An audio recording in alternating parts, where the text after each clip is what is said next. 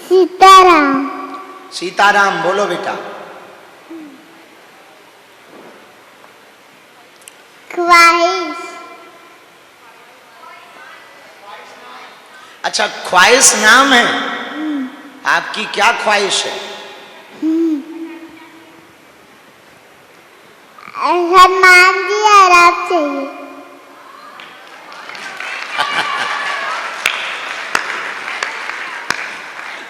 ठीक है, हनुमान जी का पता नहीं, अपना पता है। हम मिलेंगे अभी आपसे भभूति बांटते समय। हाँ। चलो ठीक, खुश रहो। ख्वाहिश तुम्हारी एक पूरी होगी आज, ख्वाहिश। ठीक। सीताराम। कितने में पढ़ती हो? बाद में। हैं? बाद में। PP2 में। PP2? हाँ। ये कौन सी क्लास होती जी? होती है। KG2 का PP2 हो गया। हाँ। वाह वाह। पहली से पहली उसको PP2 कहते। हमारे जमाने में तो सीधी कक्षा 1 में नाम लिखत थे। चलो ठीक है, बहुत अच्छा। पढ़ो बड़ो, नाम रोशन करो बेटा। माइक दे दो।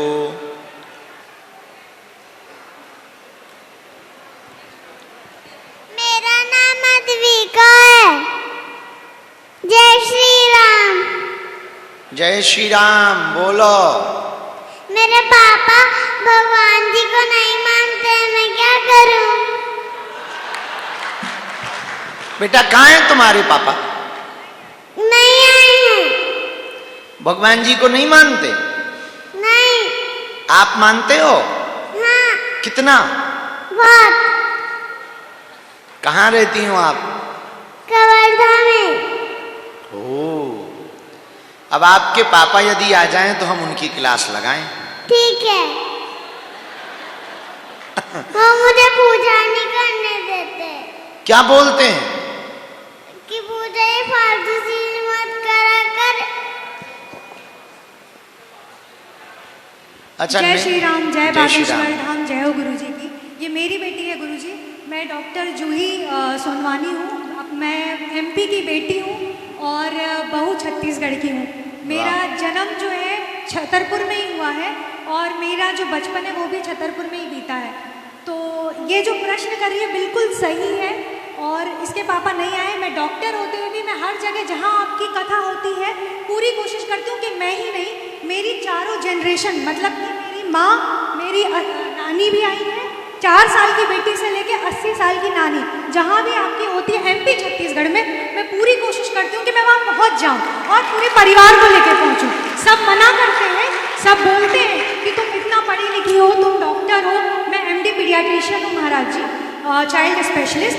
तो आपसे थोड़ा सा एक निवेदन भी है कि हमारे मतलब मध्य प्रदेश में नहीं, हमारे भारत के लिए बहुत बड़े गौरव की बात है कि कैंसर अस्पताल वो भी सनातन धर्म से जुड़ के बन रहा है।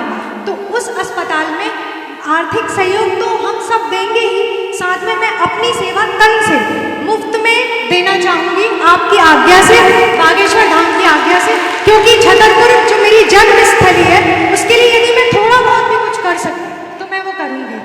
बहुत अच्छा। तो आपका वो छतरपुर में कहाँ घर था? छतरपुर में मेरे पापा जो है वो एग्जीक्यूटिव इंजीनियर थे, तो नगर पालिका में जो धर्मशाला है वहीं पे ही हम रहते थे। अरे वाह। और महाराज जी थोड़ा सा, क्योंकि हम कई बार आते हैं लेकिन मिल नहीं पाते, सिर्फ कथा में बैठते हैं, सत्संग सुनते हैं। ये बेटी भी आती है, मेरी ये बड़ी बेटी है, ये भी आती है, ये मेरी माता श्री है, ये भी हमेशा आती है, और ये मेरा भाई है क्योंकि ये सरकारी नौकरी में है और बागेश्वर धाम की कृपा से ही इसकी नौकरी लगी है, तो ये नहीं आ पाता, लेकिन आज ये आया है।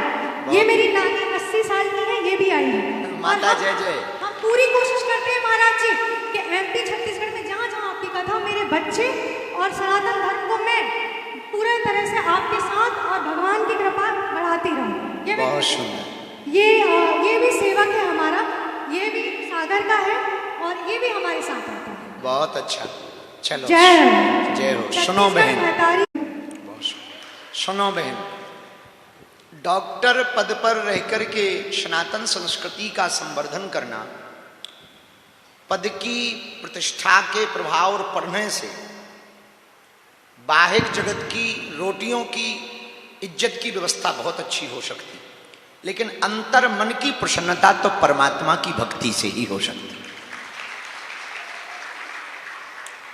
बंगला, गाड़ी, मकान, पत्नी, पति, परिवार, ये तो प्रसन्नता रखते ही हैं, लेकिन यदि वास्तविक प्रसन्नता कही जाए वो भगवान की भक्ति में ही मिलती है।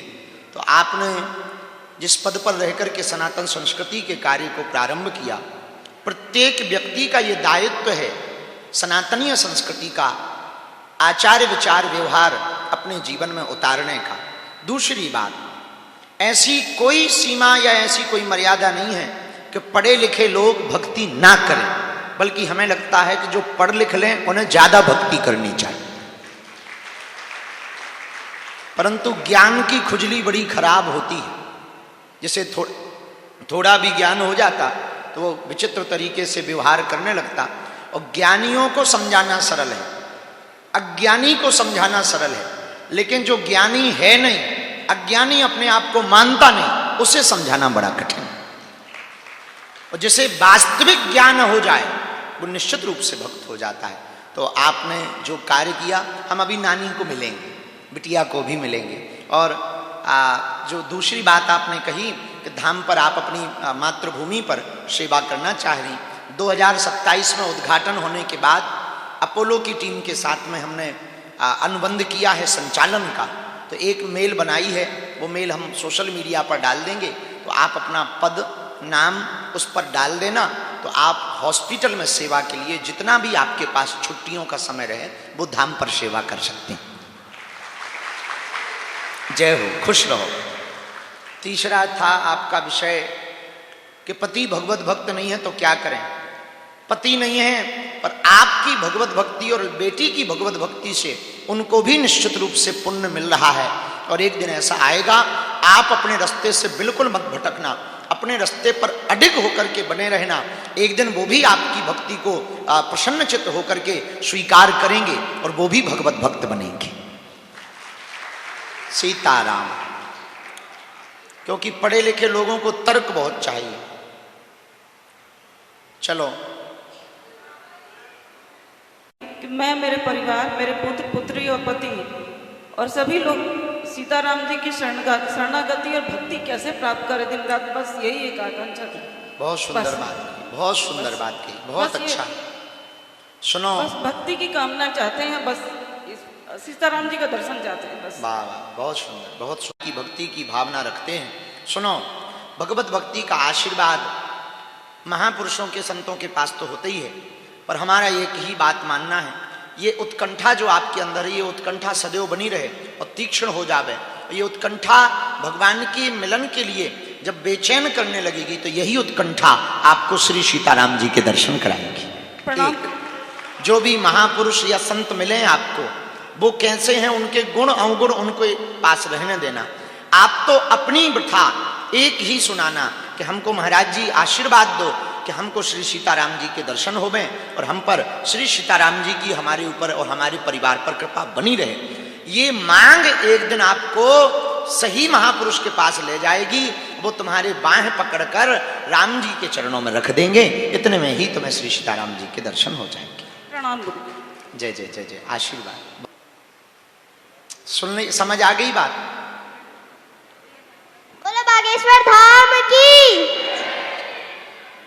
गुरुजी, मेरा आपसे एक प्रश्न है। अभी भी मेरा बहुत मन था तो हनुमान जी ने मेरी अर्जी सुन ली। अब मेरा प्रश्न है कि बागेश्वर धाम की स्थापना कब हुई थी और उसके पीछे की कहानी क्या है? पहले तुम एक शायरी सुनाओ, बहुत नकल करती हो हमारी। ना नाप के देते हैं, ना तौल के देते हैं, ना नाप के देते हैं, ना तौल के देते हैं। मेरे बागेश्वर वाले बाबा छप्पर फाड़ के देते हैं।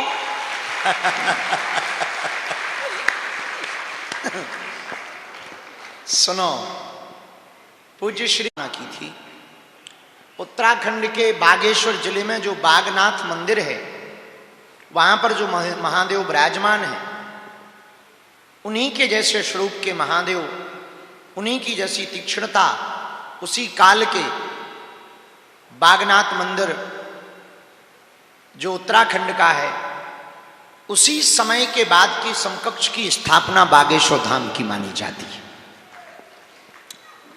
लोग तो कहते हैं, हमने जो दादा गुरुजी से सुना कि सन्यासी बाबा ने अपने गुरुजी के द्वारा करवाया था, उनके गुरुजी ने वहां छोड़ा था।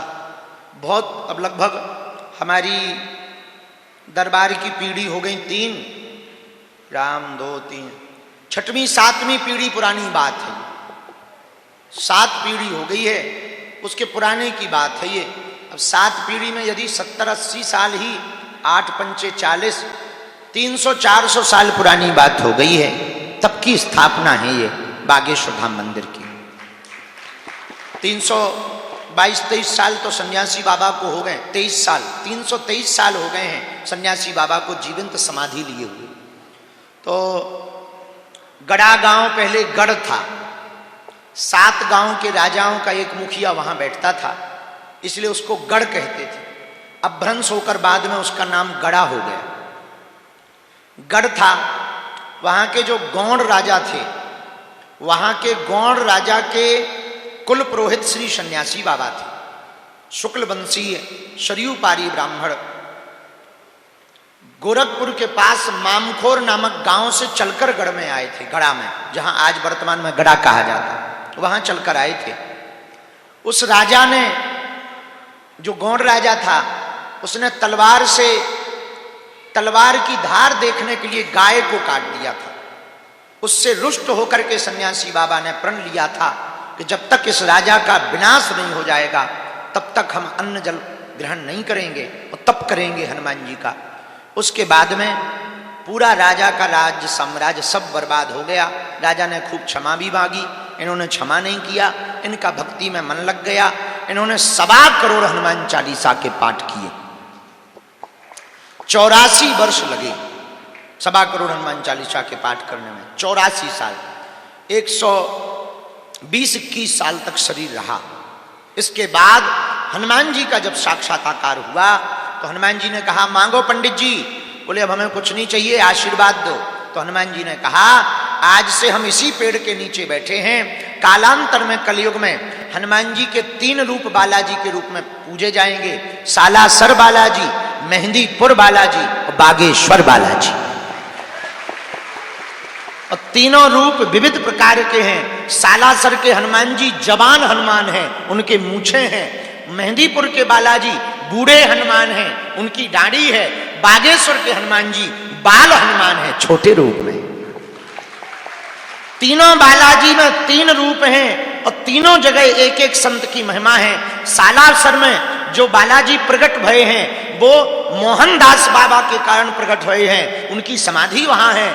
मेहंदीपुर में जो बालाजी प्रकट भये हैं वो समाधि वाले बाबा के कारण प्रकट भये हैं। बागेश्वर में जो हनुमान जी प्रकट भये हैं वो सन्यासी बाबा के कारण प्रकट भये। ये कहानी है। बैठ जाओ चटर पटर। धन्यवाद गुरुजी। जब मैंने आपसे पहली बार प्रश्न किया था तब भी मेरा बहुत मन था कि मैं आपसे आशीर्वाद लूं, क्या मैं भी आ सकती हूँ? आ जाए।